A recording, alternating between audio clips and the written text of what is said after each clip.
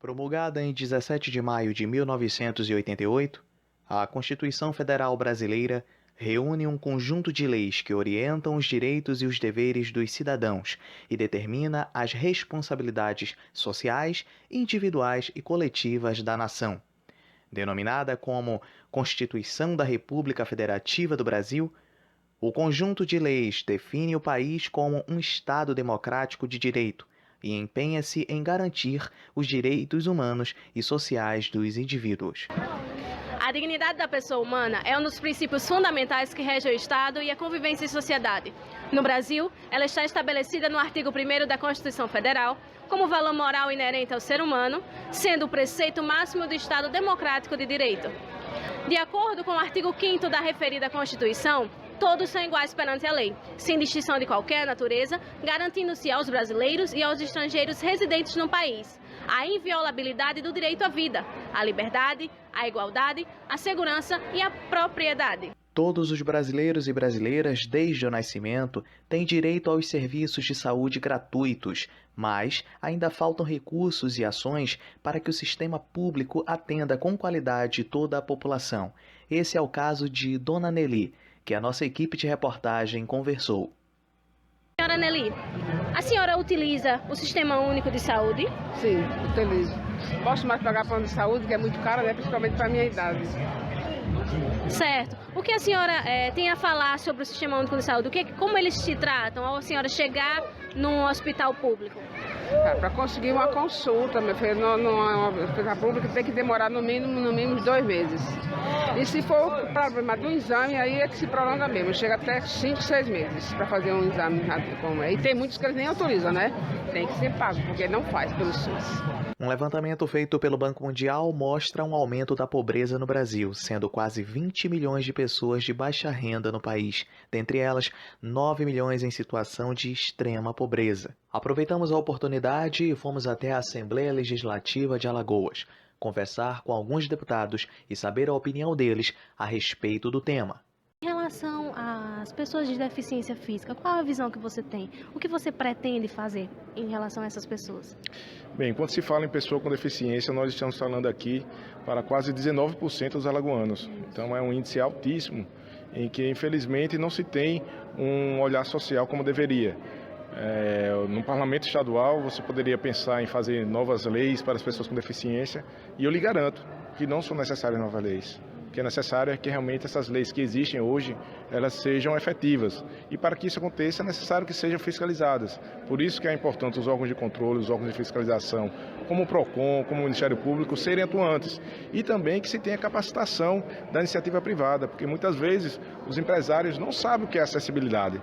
E acabam, às vezes, tentando ajudar uma pessoa com deficiência ao cumprir a legislação e acaba tirando a sua autonomia, que é um pré-requisito para que a pessoa com deficiência tenha a sua liberdade.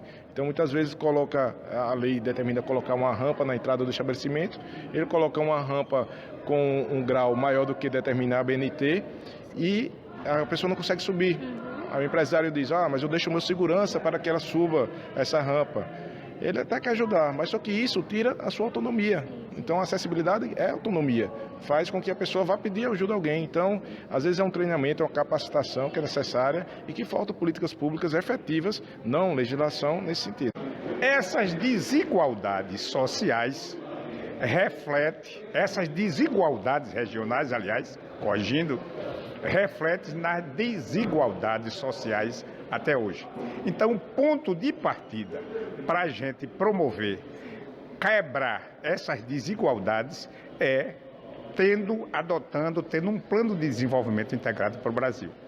Eu tenho uma opinião totalmente contrária a esses que carregam esses preconceitos, essas retaliações. Primeiro, eu acho que todos são iguais perante as leis.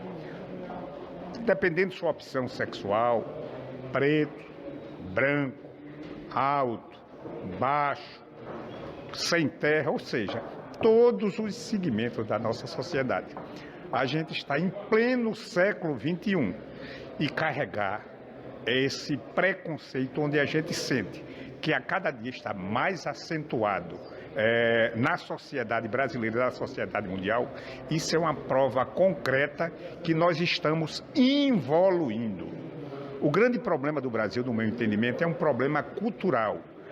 No meu entendimento, na minha visão, educação e cultura andam paralelos, mas dificilmente eles se cruzam. Então, volto a repetir, isso que existe hoje nesse Brasil deve-se única e exclusivamente a uma questão cultural. São imensas as desigualdades sociais, pelos brancos, pelos negros, pelos índios, por todos, por todo o povo brasileiro. Ficamos com a esperança de que um dia tudo há de melhorar. E o artigo 5º da Constituição Federal de 1988 será, enfim, posto em prática através das ações sociais feitas pelo homem, pelo político, pelo governo. Assim, encerramos a nossa matéria.